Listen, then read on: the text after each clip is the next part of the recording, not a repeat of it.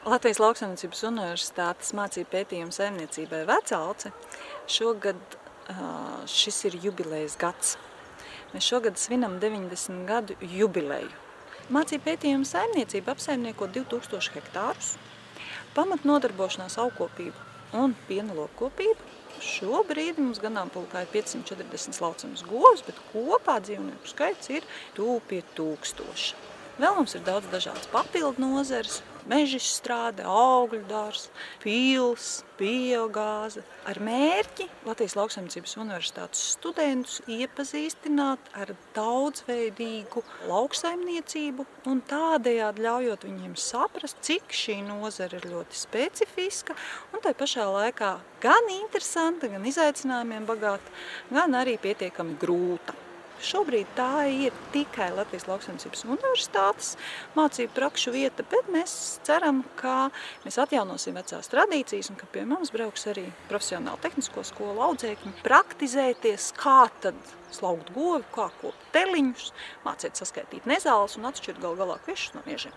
Bez saimnieciskās ražošanas mums ir 2 valsts virsuzdevumi. Šī ir vieta, kurā norisinās gan lauka izmēģinājumi saistībā ar augkopību, gan arī izmēģinājumi saistībā ar piena lopkopību. Mēs atrodamies Latvijas Lauksaimniecības Universitātes mācību pētījuma saimniecības Vecauce izmēģinājumu lauciņos vietā, kur ir iesēti dažādi Latvijai neraksturīgi kultūra augi ar mērķi noskaidrot, kurš no šiem zaļmasas augiem varētu dot potenciāli vislielāko ražu.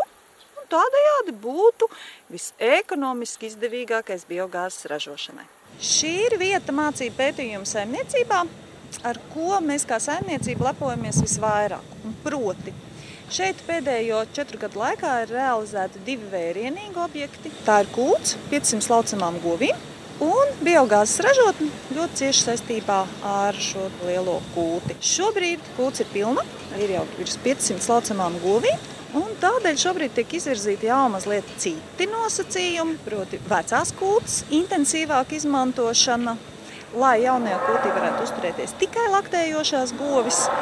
Un šeit pat ir redzams arī vērienīgais projekts. Tas varbūt nav tik liels kā pati kūts, taču tas ir paredzēts izbūvēt par veterināru medicīnas praktiskās apmācības un izglītības vietu.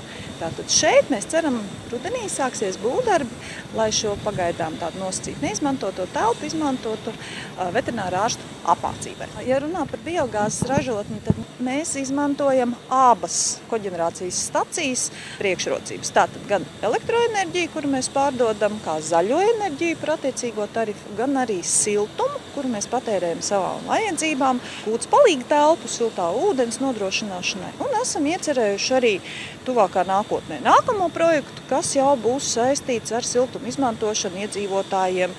Tātad katlu mājā šobrīd notiek rekonstrukcija ar mērķi potenciāli koksnes kurināmo aizstāt ar biogāzi.